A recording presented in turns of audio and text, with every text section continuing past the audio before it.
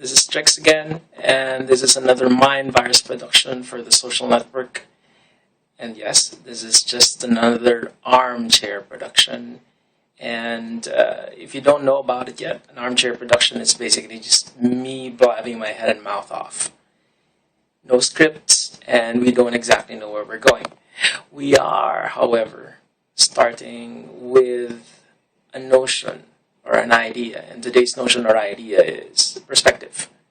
Now, I don't know if you've heard about these studies, but there are studies, and they've been duplicated time and again, where if you let a person wear special contacts or glasses where there's a shape that obscures the vision, eventually the person finds a way, his brain or his mind finds a way to change how the vision is processed, to change perspectives. Basically, what happens is that if you had contact lenses over your eyes with the shape of a triangle that obscured your vision for a while or that distorted your vision, eventually, within hours or days, depended on the participant, within hours or days, you could no longer see whatever was obscuring your vision. You'd be seeing the world the way you used to look at it. And I wonder if this is starting to make any analogies in your head about anything in your life which you've allowed to obscure your perspectives, your perspective, or your vision, or your visions. By example, many people have them, and I don't know if you do, but you might just know somebody who does have blind spots in their personality or in their way of dealing with things or in their way of handling life in general. And the funny thing about these blind spots is that they literally are blind spots. The person who has them cannot, for the life of them, see them. Everybody else sees them. Everybody else sees the blunder or the mistake or the obfuscation or the thing which prevents them from moving forward along a better direction that will help them live their lives in a much more productive and happy way. They can't see it. They just, for the life of them, can't see it. Now, second part of the experiment. Actually, this part came beforehand, but only later did we try the other simpler studies.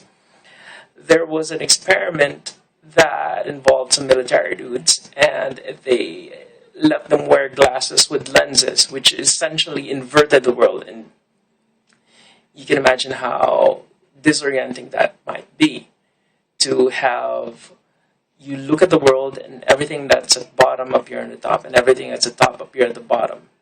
The same way things would look through a singular magnifying lens, inverted, distorted, and inverted. That was really disorienting.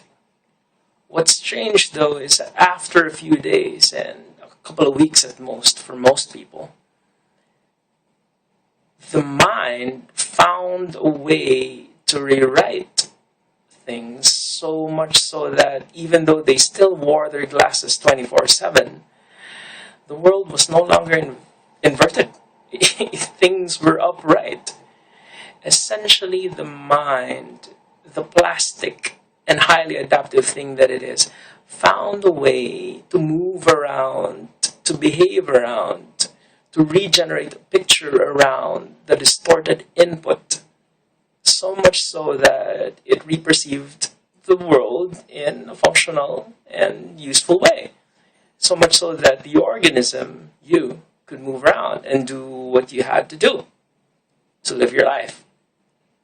Now, what these studies both indicate is the simple notion and the wonderful notion that is neuroplasticity, meaning the brain adapts. The brain has ways of adapting, so much so that if you knock out certain centers for certain things, for certain senses, for certain perceptions, the brain finds a way of perceiving around it. However, the flip side to this is true. You might say that the mind finds a way to look beyond. And in that same manner, you could say that the mind finds a way to ignore something that might be a definitive problem, but over time no longer seems to be a problem.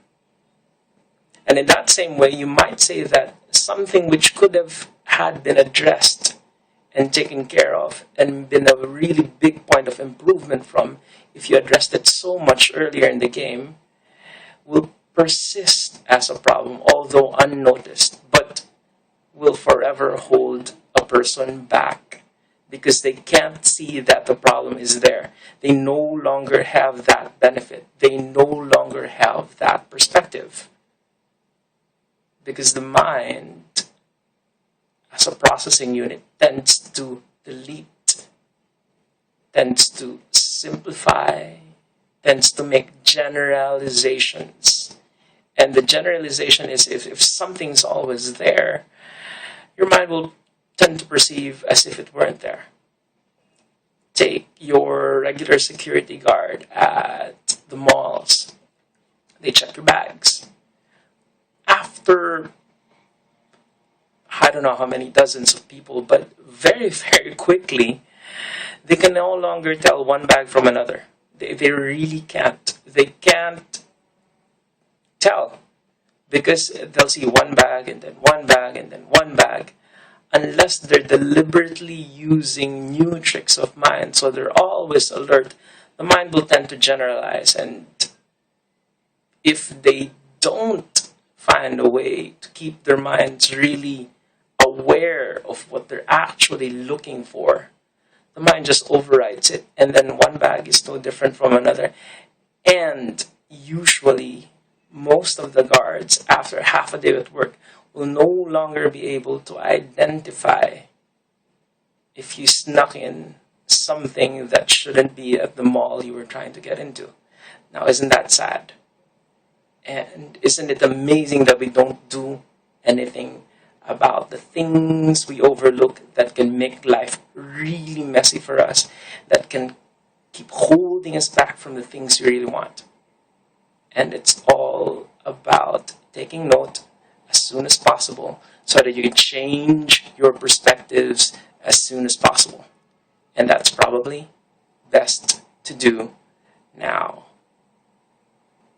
This has been Strix. You might know me as a trans doctor in certain circles, and it's been nice having you joining me today for this short talk on perspectives. And we do hope that these perspectives and your ability to look at yourself in a different way, starting today, help change your life forever. It does take courage, but it's worth the trip.